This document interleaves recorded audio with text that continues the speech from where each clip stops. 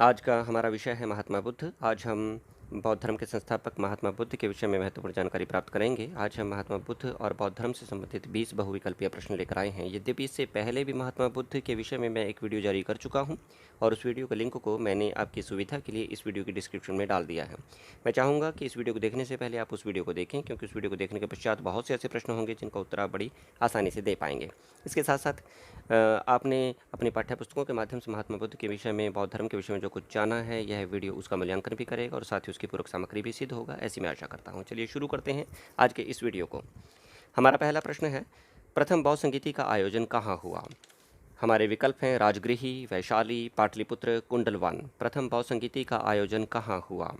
सही उत्तर है राजगृही। मगध की राजधानी राजगृही में प्रथम बौद्ध संगीति का आयोजन हुआ था। दूसरी बौद्ध संगीति का आयोजन वैशाली में, तीसरी बौद्ध संगीति का आयोजन पाटलिपुत्र में तथा चौथी बौद्ध संगीति का आयोजन कश्मीर स्थित कुंडलवन में हुआ था। आपको विदित है कि 4 बौद्ध संगीतियों का आयोजन आज तक हुआ था। हमारा दूसरा प्रश्न है, बुद्ध की पत्नी का क्या नाम था? महामाया, प्रजापति, गौतमी, यशोधरा, यशोदा। बुद्ध की पत्नी का क्या नाम था? सही उत्तर है यशोधरा। यशोधरा बुद्ध की पत्नी का नाम था। महामाया उनकी माता का नाम था। प्रजापति गौतमी उनकी भी माता थी, जिन्होंने उसे पाल पोस कर बड़ा किया था। यशोदा का संबंध महात्मा बुद्ध और बौद्ध धर्म से नहीं है। यशोदा जैन धर्म के संस्थापक महावीर स्वामी की पत्नी का नाम है। तीसरा प्रश्न, बुद्ध के प्रिय घोड़े का क्या नाम था? चन्ना, कंठक, अलार कलाम, रुद्रक, रामपुत्र। बुद्ध के प्रिय घोड़े का क्या नाम था? सही उत्तर है कंठक। बुद्ध के घोड़े का नाम कंठक, उनके सारथी का नाम चन्ना, अलार कलाम और रुद्रक रामपुत्र उनके आरंभिक गुरुद्वय थे। चौथा प्रश्न, बौद्ध धर्म के त्रिरत्न में क्या शामिल नहीं है? बुद्ध, धम्म, संघ, मध्यम मार्ग। बौद्ध धर्म के त्रिरत्न में क्या शामिल नहीं है? सही उत्तर है मध्यम मार्ग। त्रिरत्न में बुद्ध, धम्म और संघ शामिल है। तो हमारा प्रश्न था बौद्ध धर्म के त्रिरत्न में क्या शामिल नहीं है, तो सही उत्तर है मध्यम मार्ग। पांचवा प्रश्न, सारनाथ में बुद्ध द्वारा दिया गया प्रथम प्रवचन क्या कहलाता है? महाभिनिष्क्रमण, महापरिनिर्वाण, धर्मचक्र प्रवर्तन, निर्वाण। सही उत्तर है धर्मचक्र प्रवर्तन। ऋषिपतन के नाम से भी जाना जाता है सारनाथ। तो सारनाथ में बुद्ध द्वारा दिया गया प्रथम प्रवचन धर्मचक्र प्रवर्तन के नाम से जाना जाता है। महाभिनिष्क्रमण उनके द्वारा गृह त्याग की घटना को कहा जाता है। महापरिनिर्वाण बुद्ध के द्वारा देह त्याग को कहा जाता है और निर्वाण उनके द्वारा ज्ञान प्राप्ति की घटना को कहा जाता है। छठा प्रश्न है, नालंदा विश्वविद्यालय की स्थापना किसने की? विकल्प हैं गोपाल, कुमारगुप्त, श्रीगुप्त, घटोत्कच। सही उत्तर है कुमारगुप्त। गुप्त वंश के शासक कुमारगुप्त ने नालंदा विश्वविद्यालय की स्थापना की। नालंदा विश्वविद्यालय बौद्ध धर्म का एक बहुत बड़ा केंद्र था। गोपाल जो पाल वंश के शासक थे, इन्होंने विक्रमशिला विश्वविद्यालय की स्थापना की थी। श्रीगुप्त गुप्त वंश के संस्थापक माने जाते हैं। गुप्त वंश में ही श्रीगुप्त के पश्चात घटोत्कच हुए हैं। घटोत्कच के पश्चात चंद्रगुप्त प्रथम, चंद्रगुप्त के प्रथम के पश्चात समुद्रगुप्त हुए हैं, जिन्हें भारत के नेपोलियन के नाम से जाना जाता है और उन्हें यह उपाधि V.A. स्मिथ ने दी थी।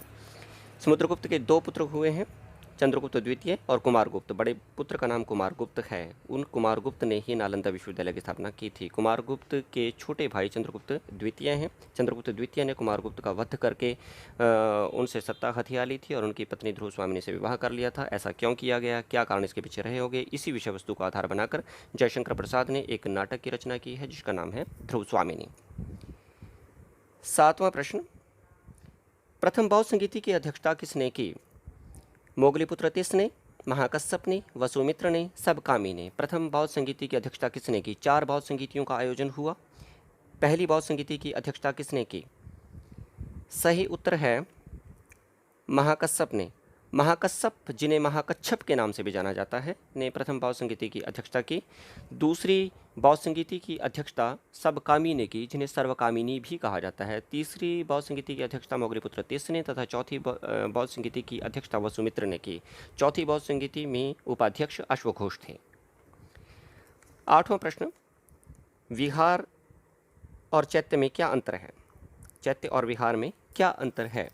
हमारे विकल्प हैं विहार पूजा स्थल होता है जबकि चैत्य बौद्ध भिक्षुओं का निवास स्थान है, चैत्य पूजा स्थल होता है जबकि विहार बौद्ध भिक्षुओं का निवास स्थान है, विहार बिहार में है जबकि चैत्य उत्तर प्रदेश में है, विहार जैन धर्म से संबंधित है जबकि चैत्य बौद्ध धर्म से।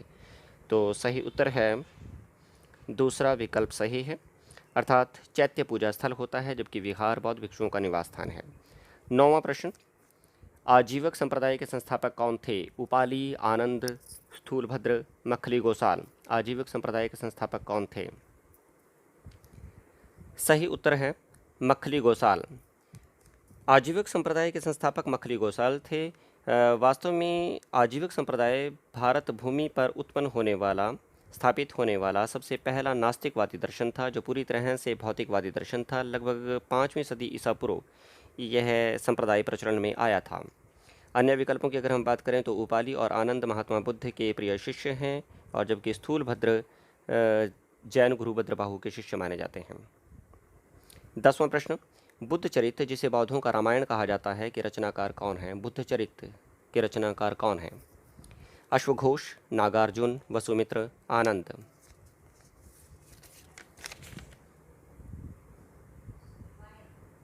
सही उत्तर है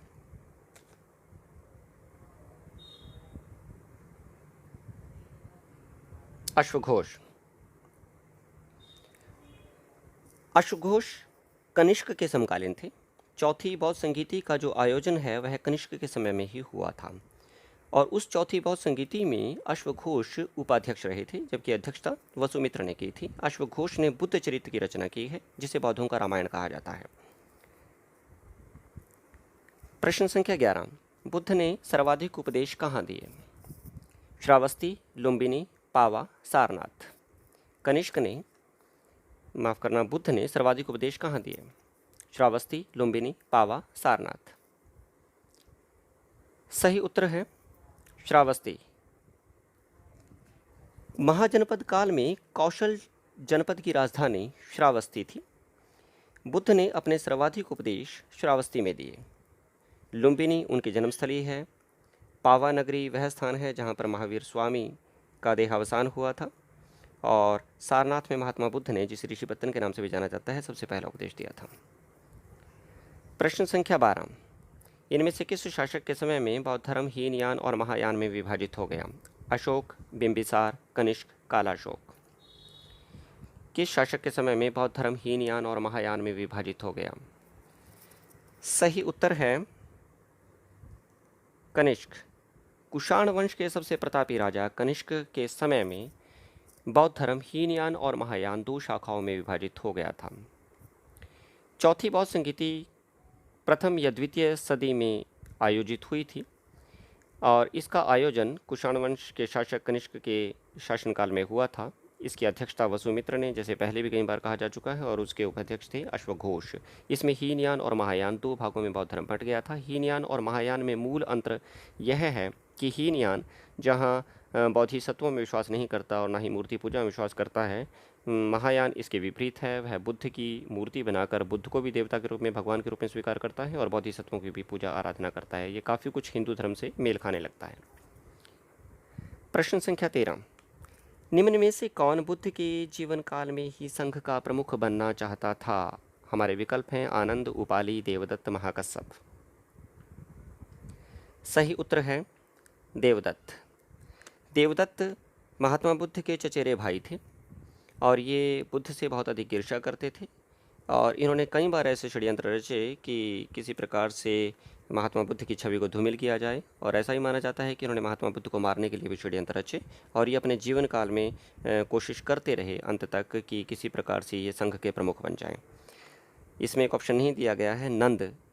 नंद महात्मा बुद्ध के भाई का नाम था, और इसी विषय वस्तु को आधार बनाकर उनके भाई को लेकर, महात्मा बुद्ध को लेकर एक नाटक की रचना नाटककार मोहन राकेश ने की है, जिसका नाम है लहरों के राजहंस। आनंद और उपाली की बात करें तो ये पहले भी आ चुका है। ये महात्मा बुद्ध के शिष्य हैं, महाकश्यप और महाकच्छप प्रथम बौद्ध संगीति की अध्यक्षता करने वाले। प्रश्न संख्या 14, गौतम बुद्ध ने अपनी मृत्यु के पश्चात बौद्ध संघ के नेतृत्व के लिए किसे चुना? गौतम बुद्ध ने अपनी मृत्यु के पश्चात बौद्ध संघ के नेतृत्व के लिए किसे चुना? आनंद, उपाली, महाकश्यप, किसी को नहीं। सही उत्तर है किसी को नहीं। महात्मा बुद्ध ने किसी को भी अब संघ के नेतृत्व के लिए नहीं चुना था। प्रश्न संख्या 15, जातक किस धर्म का ग्रंथ है? बौद्ध धर्म, जैन धर्म, शैव और वैष्णव। किस धर्म का ग्रंथ है जातक? सही उत्तर है बौद्ध धर्म। जातक कथाएं महात्मा बुद्ध की पूर्व जन्म की कहानियां हैं अन्य धर्मों की भांति। यद्यपि बौद्ध धर्म पूरी तरह से तार्किक और प्राकृतिक समानता का एक धर्म माना जाता है, इसमें बहुत कम ऐसे मिथक मिलते हैं जिस प्रकार से अन्य धर्मों में मिलते हैं, लेकिन जैसे जैसे समय बीतता चला गया अनेक ऐसी काल्पनिक बातों का समावेश इसमें होता चला गया। ठीक इसी प्रकार से ये जो जातक कथाएँ हैं महात्मा बुद्ध के पूर्व जन्म की कहानियों को लेकर आई हैं। 547 जातक कथाएँ मानी जाती हैं, एक महत्वपूर्ण तथ्य है। प्रश्न संख्या 16, बुद्ध के गृह त्याग का प्रतीक क्या है? विकल्प हैं घोड़ा, हाथी, पदचिन्ह, कमल। बुद्ध के गृह त्याग का प्रतीक क्या है? सही उत्तर है घोड़ा। अन्य विकल्पों की अगर हम बात करें तो हाथी बुद्ध के गर्भ में आने का प्रतीक है, पदचिन्ह बुद्ध के द्वारा निर्वाण प्राप्ति के प्रतीक हैं तथा कमल बुद्ध के जन्म का प्रतीक माना जाता है। प्रश्न संख्या 17, किस भारतीय दार्शनिक को एशिया की रोशनी अर्थात द लाइट ऑफ एशिया कहा जाता है?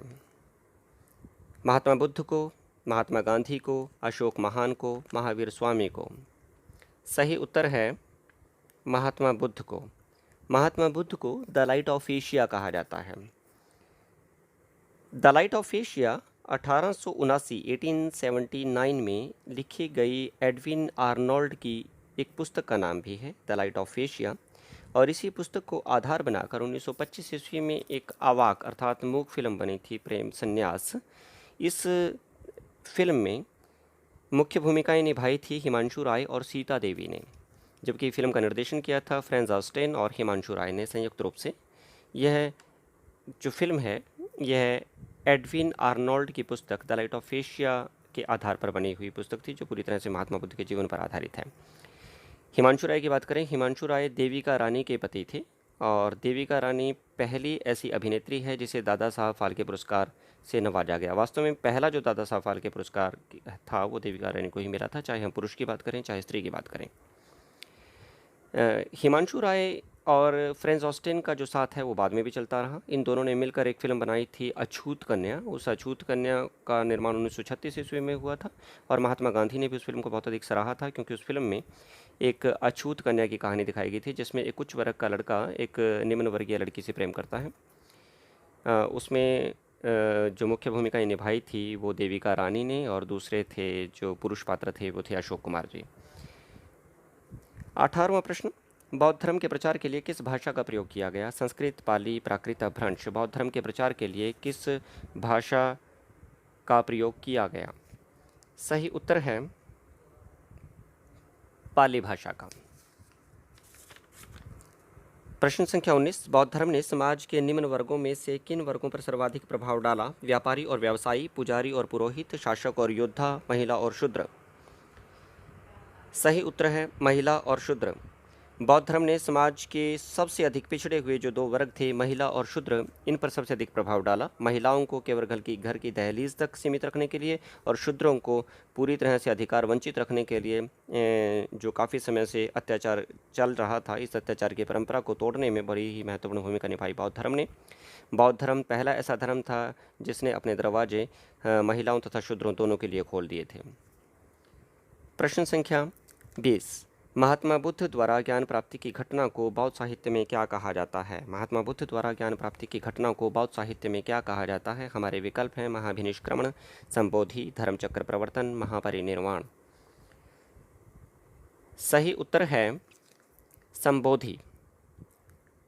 महात्मा बुद्ध द्वारा ज्ञान प्राप्ति की घटना को संबोधि कहा जाता है। तो इसके साथ ही आज का हमारा विषय समाप्त होता है। धन्यवाद। मैं आशा करता हूँ कि ये विषय आपके लिए बहुत अधिक लाभकारी सिद्ध होगा।